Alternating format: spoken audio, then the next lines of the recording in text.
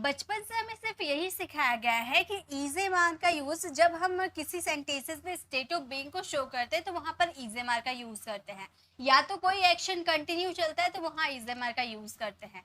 तो क्या इजे मार का सिर्फ इतना ही यूजेस होते हैं?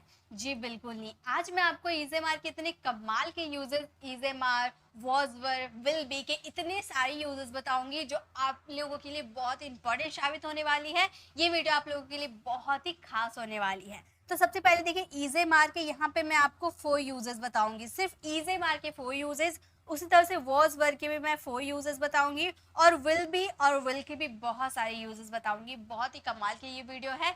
तो चलिए वीडियो को स्टार्ट करते हैं। तो सबसे पहले यहाँ पर सेंटेंसेस लिखा हुआ है, यहाँ पे हम पहले प्रैक्टिस, यहाँ पर हम पहले देख लेंगे सेंटेंसेस को कैसे फ्रेम किया गया, फिर यहाँ पे हम खुद से फ्रेम करेंगे। ओके, तो पहले हम कॉन्सेप्ट को समझते हैं कि कहाँ पर इजे मार का यूज किया जाता है। तो सबसे पहले इजे मार की अगर हम बात करें तो इजे मार का हिंदी आइडेंटिफिकेशन हे, हो, हूँ आता है। ठीक है, इजे मार की ये हिंदी आइडेंटिफिकेशन होती है, यानी कि इजे मार आपका प्रेजेंट के टाइम को शो करता है। प्रेजेंट में कोई एक्शन हो रही है या नहीं हो रही है, ये शो करने का काम इजे मार का होता है। ठीक है, जैसे वह एक लेखक है, तो यहाँ पे हम क्या बोल रहे हैं, हम यहाँ पर स्टेट ऑफ बीइंग, हम किसी के स्टेट ऑफ बीइंग को शो करें, जो सब्जेक्ट है उसके स्टेट ऑफ बीइंग को शो करें, तो हम बोलेंगे ही इज अ राइटर। वह एक लेखक है, ही इज अ राइटर। मैं एक टीचर हूँ, आई एम अ टीचर। तो यहाँ पे आपने स्टेट ऑफ बीइंग को शो किया इजे मार की हेल्प लेकर। अब हम बात करेंगे मैं पढ़ा रही हूँ, तो यहाँ पे हम बात करें प्रेजेंट कॉन्टिन्यूअस, यानी कि ये सेंटेंसेस में आपका कोई एक्शन कंटिन्यू चलता है। ठीक है, कॉन्टिन्यूअस, प्रेजेंट के कॉन्टिन्यूअस को शो करने के लिए हम इजेमार का यूज करते हैं। मैं पढ़ा रही हूँ, आई एम टीचिंग। मैं सो रही हूँ, आई एम स्लीपिंग। वह नाच रही है, शी इज डांसिंग। वह गाना गा रहा है, he is singing a song. ठीक है, तो इस तरह से आप बहुत सारे सेंटेंसेस बना सकते हो।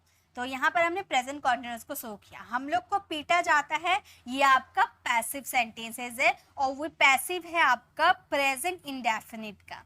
प्रेजेंट इंडेफिनिट का ये पैसिव है।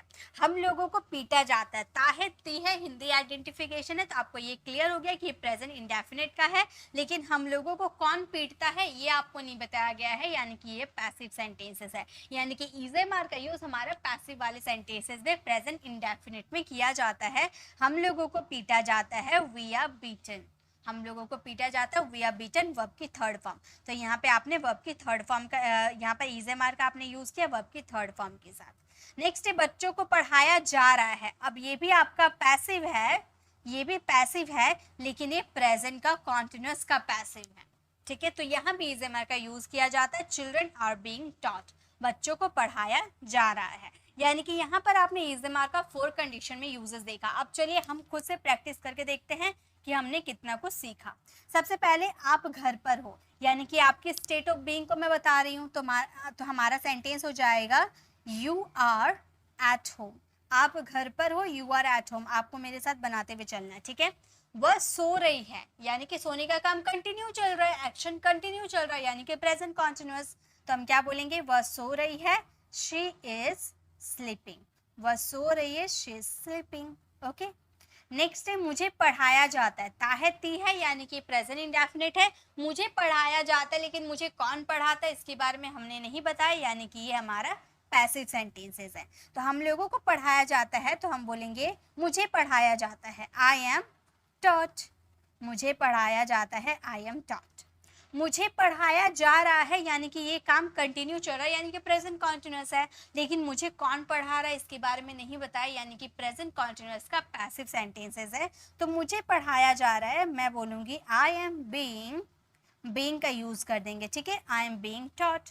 मुझे पढ़ाया जा रहा है, आई एम बीइंग टॉट। तो ये 4 तरह के सेंटेंसेस हमने बनाना सीखा। अब चलिए हम वॉज वर्ब में आते हैं। अब वॉज वर्ब का यूज किस सिचुएशन में होता है? पहला, मैं गलत था। ये वॉज वर्ब का यूज पास्ट में होता था, थे, थी वाले सेंटेंसेस में। तो मैं गलत था, यानी कि ये आप शो कर रहे हो स्टेट ऑफ बीइंग। ठीक है, ये आप शो कर रहे हो पास्ट के स्टेट ऑफ बीइंग को। जैसे मैं गलत था, आई वॉज रॉन्ग। पास्ट में आपका वॉज वर्ब का यूज किया जाता है, ये याद रखिएगा। ठीक है, तो मैं गलत था, आई वॉज रॉन्ग। आप खाना खा रहे थे, यानी कि ये कंटिन्यू चल रहा, पास्ट का कॉन्टिन्यूअस है। ठीक है, ये पास्ट का कॉन्टिन्यूअस है। आप खाना खा रहे थे, यू वर ईटिंग फूड। ठीक है, उसे पीटा गया था, गया था खाया, पीटा गया था, उसे पीटा गया, या फिर मुझे बुलाया गया, उसे भेजा गया, यानी कि आ ई ए वाले सेंटेंसेस, यानी कि ये आपका पैसिव है, और पैसिव है आपका पास्ट इंडेफिनिट का, पास्ट इंडेफिनिट का पैसिव है। ही वॉज बिटन, उसे पीटा गया, ही वॉज बिटन, मुझे बुलाया गया, आई वॉज कॉल्ड। ओके, वैसे ही कार्य किया जा रहा था यानी कि पास्ट कॉन्टिन्यूअस, और कार्य कौन कर रहा था इसके बारे में नहीं पता, यानी कि पास्ट कॉन्टिन्यूअस का पैसिव है। ठीक है, पास्ट कॉन्टिन्यूअस का पैसिव है। The work was being done, जैसे आपने इज एम आर के साथ बीइंग लगाया, वैसे वॉज वर्क के साथ हमने बीइंग का यूज किया। तो 4 सेंटेंसेस आपने सीखा। चलिए इसकी प्रैक्टिस करते हैं। मैं तैयार नहीं था, यानी कि मैं अपने स्टेट ऑफ बीइंग बता रही हूँ कि मैं तैयार नहीं थी। तो मैं क्या बोलूँगी, मैं बोलूँगी I was not ready. I was not ready. मैं तैयार नहीं थी, I was not ready. हम लोग पढ़ रहे थे, यानी कि पास्ट में कंटिन्यू चल रहा था हम लोगों का पढ़ने का, तो हम बोलेंगे हम लोग पढ़ रहे थे, we were reading. हम लोग पढ़ रहे थे, we were reading.